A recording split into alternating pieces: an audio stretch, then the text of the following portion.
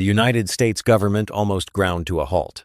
For days, federal operations teetered on the edge of suspension as Congress struggled to agree on a spending package that would keep departments funded and paychecks flowing.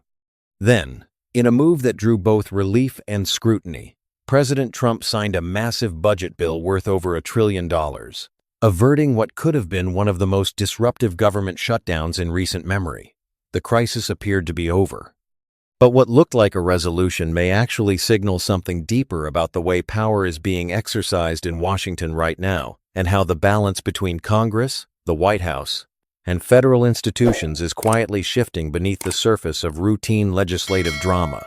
The bill itself was enormous, a sprawling package of appropriations covering everything from defense to education to infrastructure. It passed after weeks of heated negotiation, last-minute amendments, and pressure from both parties to avoid the political fallout of a shutdown. On paper, it represents compromise. In practice, it reveals fractures. The package included provisions that had been sticking points for months, disagreements over military spending, social programs, and crucially, immigration enforcement. What made this bill different from past budget agreements was not just its size, but the conditions under which it was signed, and what was left unresolved in the process. Immigration has become the fault line. Embedded within the broader budget fight was a parallel struggle over how the federal government should handle border security, detention facilities, interior enforcement, and cooperation between federal and local authorities. These are not new debates, but the intensity and the stakes have escalated.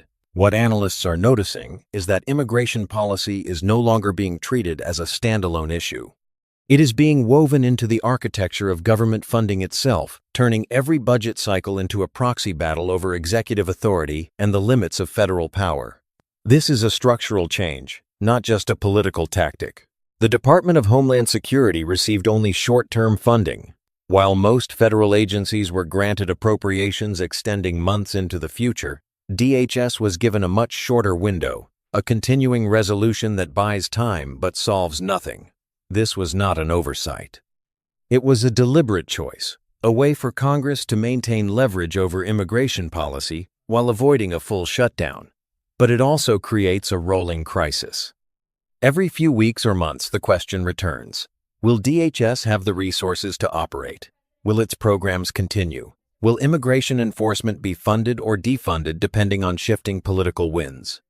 This uncertainty affects more than policy. It affects the operational capacity of one of the largest federal departments, one responsible for everything from border patrol to cybersecurity to disaster response. What makes this moment unusual is the way it exposes the limits of legislative power. Congress is supposed to control the purse, to decide how federal money is spent and under what conditions. But when funding becomes so fragmented, so conditional, and so temporary, it raises a different question. Who is really in control? The executive branch, especially under a president willing to test constitutional boundaries, can interpret short-term funding as permission to act unilaterally in the gaps. When Congress cannot agree on long-term policy, the White House fills the vacuum with executive orders, administrative directives, and agency memoranda that carry the force of law without passing through the traditional legislative process. This is not technically a constitutional crisis, but it is a constitutional tension that is becoming harder to ignore. The political dynamics are equally revealing.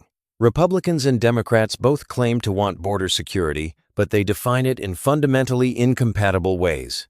For some, security means physical barriers, expanded detention, and aggressive deportation. For others, it means technology, humanitarian processing, and legal pathways.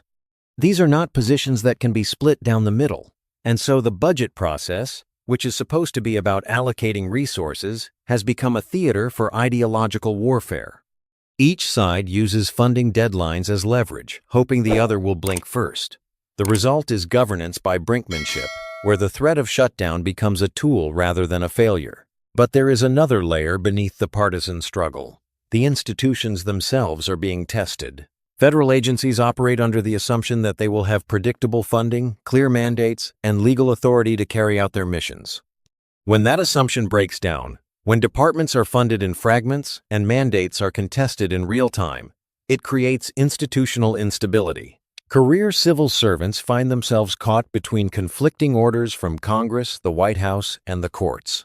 State governors and local officials, especially those in border regions, are forced to make their own decisions about cooperation with federal authorities, creating a patchwork of enforcement that varies wildly depending on geography and politics. The courts are being drawn in as well. Every major immigration executive order, every funding dispute, every jurisdictional conflict ends up in litigation. Federal judges are being asked to rule not just on the legality of specific policies, but on the scope of executive power itself. And because these cases move slowly, often taking months or years to resolve, the legal landscape is constantly shifting. A policy that is blocked by one court may be upheld by another. An injunction that applies in one district may not apply elsewhere. This creates a system where the rule of law becomes geographically contingent, where what is legal depends on where you are and which judge happens to hear the case. What analysts are watching closely is whether this becomes the new normal. If every budget cycle turns into a high-stakes negotiation over immigration, if short-term funding becomes the standard rather than the exception, if executive orders increasingly replace legislation as the primary tool of governance, then the structure of American federalism is changing in real time. This is not a coup, not a revolution, but it is a transformation. Power is being redistributed not through constitutional amendment or public referendum, but through the slow accumulation of precedents, deadlines, and institutional workarounds that may, over time, redefine what federal authority actually means. The broader implications extend beyond Washington. Internationally, allies and adversaries alike are paying attention to how the United States manages its internal governance.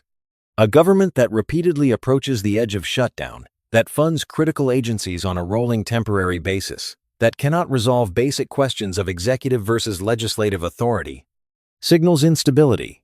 It raises questions about reliability, about the capacity to honor commitments, about the coherence of American power. This matters in trade negotiations, defense alliances, and diplomatic relationships where trust and predictability are essential. Domestically, public confidence in government institutions continues to erode.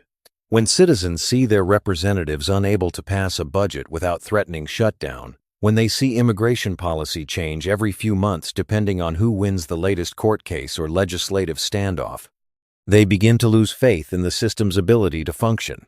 This is not just a problem for politicians. It is a problem for democratic legitimacy. When institutions lose credibility, people stop believing that the rules apply equally, that the process is fair, that their participation matters. And once that belief is gone, it is very difficult to restore. The economic consequences should not be overlooked either. Government shutdowns, even threatened ones, create ripples throughout the economy. Federal contractors delay hiring. Grant recipients postpone projects. Investors grow cautious about the stability of American fiscal policy. Small businesses that depend on government contracts or timely regulatory approvals find themselves in limbo. And while the stock market may react with temporary volatility before returning to baseline, the cumulative effect of repeated brinkmanship is a slow erosion of confidence in American economic governance. This affects borrowing costs, credit ratings, and the willingness of both domestic and foreign investors to commit capital to long-term projects that depend on stable government policy. There is also the human dimension that often gets lost in the political theater. Federal employees who face the prospect of furloughs or delayed paychecks are not abstract statistics. They are people with mortgages, rent payments, and families to support. When government funding becomes uncertain, these workers bear the immediate consequences. And beyond the direct employees, millions of Americans depend on federal services that slow down or stop during shutdowns. Veterans waiting for benefits processing, small business owners waiting for loan approvals, researchers waiting for grant decisions, all find their lives disrupted by political standoffs happening hundreds or thousands of miles away in Washington.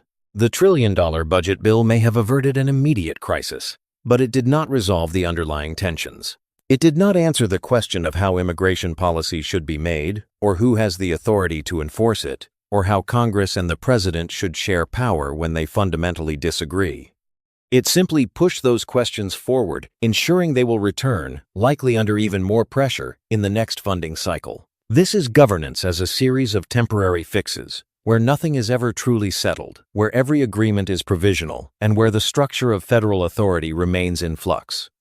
What happens next will depend not on any single decision, but on how these patterns accumulate over time, and whether the institutions that have held American democracy together can adapt to a new era of permanent contestation.